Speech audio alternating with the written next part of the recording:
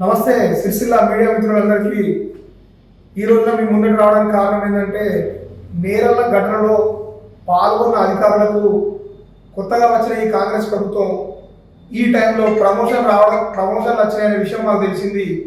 అంటే ప్రమోషన్ రావడానికి పూర్తిగా రంగం సిద్ధమైంది. ఎస్ఐ రవీందర్ కానీ ఎస్పీ విశ్వజిత్ కానీ వాళ్ళకు మంచి మంచి పోస్టింగ్ వచ్చే అవకాశం ఉందని తెలిసి విచారణ పెండింగ్లో ఉన్నప్పుడు వాళ్ళకి ఏ విధంగా పోస్టింగ్లు ఇస్తారని మేము ఇక్కడి నుంచి బాధితుల పక్షాన నేరల బాధితుల పక్షాన తెలంగాణ రాష్ట్ర ప్రభుత్వం ముందు పెట్టే డిమాండ్ ఏంటంటే ఒక చిన్న విషయం అన్న, మొత్తం విషయం చెప్తా.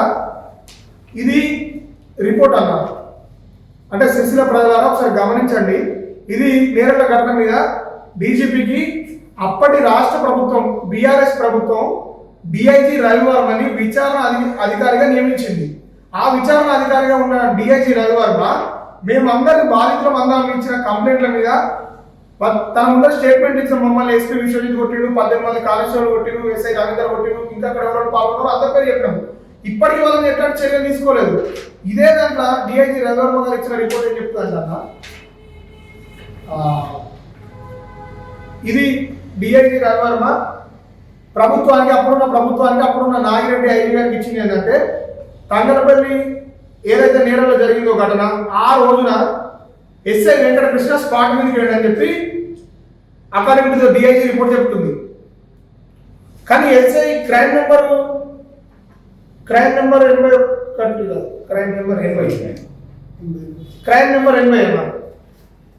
అంటే క్రైమ్ నెంబర్ 80లా ఎస్ఐ సైలర్రావు కంప్లైంట్ ఇచ్చిండు, నన్ను కొట్టిరు, నేను తంగలపల్లి ఎస్ఐ హోదాలా నేరలలో ఇట్లా గొడవ జరుగుతుంది అని తెలిసిపోతే నన్ను అక్కడ కొట్టిరని కంప్లైంట్ ఇచ్చిండు అన్న. మరి ఇప్పుడు వీళ్ళు చెప్పిన దానికే కలతలేదు కదా. ఇప్పుడు డిఐజీ రవివర్మ ఇచ్చిన రిపోర్ట్కు ఇక్కడ ఎస్ఐ సైలర్రావు ఇచ్చిన కంప్లైంట్కే మ్యాచ్ అవుతలేదు.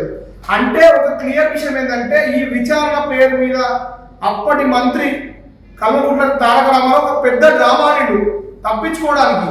తను చేసిన అరాచకాలు, తను ఉచిక దోచుకోవడానికి నాకు మీరు అడ్డం వస్తారా, మిమ్మల్ని ఎక్కడ దగ్గర పోయి తొక్కేస్తా అని చెప్పి ఒక పెద్ద కుట్ర చేసి ఒక బోగస్ విచారణ జరిపించి అసలు ఈ విచారణ సంబంధం లేని వ్యక్తుల్ని దీంట్లో ఇన్వాల్వ్ చేసి విచారణను మొత్తం పక్కదో పట్టించి బాధితుల మీద వీళ్ళు డిఐజీ రవివర్మ ముందర వెమ్లవాడ హాస్పిటల్ కండిషన్ పేరు ఉన్నప్పుడు వీళ్ళందరూ కలిసి డిఐజీకి వీడియోగ్రఫీకి ఎవిడెన్స్ ఇచ్చిన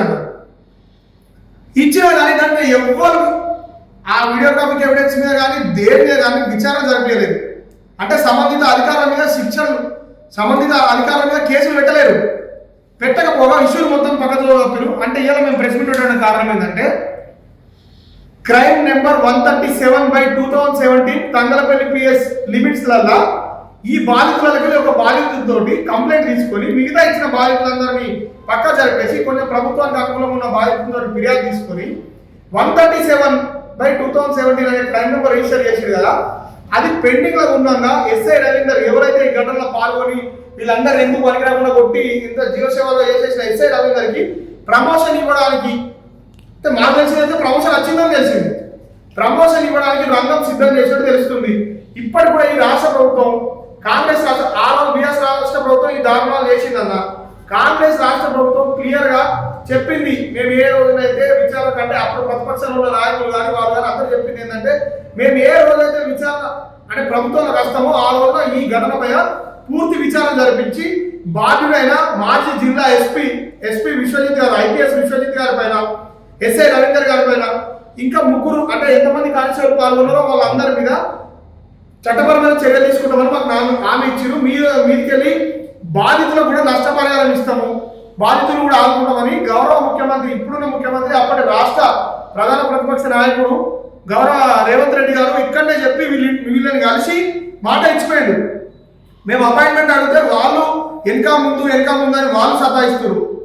ఇప్పటికి కూడా అప్పుడు పనిచేసిన ఐపీఎస్ అధికారి విశ్వజిత్ పైన ఎట్లాంటి చర్యలు తీసుకోలేదు. కావున ఖచ్చితంగా కూడా వీళ్ళ మీద చర్యలు తీసుకోవాలి, వీళ్ళకి నష్టపరిహారం ఇవ్వాలి, అతని ప్రమోషన్ని వెంటనే అడ్డుకోవాలి రాష్ట్ర ప్రభుత్వం. అడ్డుకోకపోతే ఈ కాంగ్రెస్ రాష్ట్ర ప్రభుత్వం నేరాల బాధితులను కొట్టిన అధికారులు ఎవరైతే ఉన్నారో వాళ్ళని సన్మానించినట్టే. ఈ ప్రమోషన్ ఇవ్వడం అంటే ఇంతకంటే నీచమైన, ఇంతకంటే ఘోరమైన, ఇంతకంటే ఏదైనా ఒక చర్య జరుగుతుందా? ఒక రాక్షసులు లెక్క ప్రవర్తించి వీళ్ళ జీవితాలు ఎట్లా చేసిన అధికారిని మీరు ఎట్లా సన్మానిస్తారు? ఇలా అంటే ఈ రాష్ట్రంలో రూల్ ఆఫ్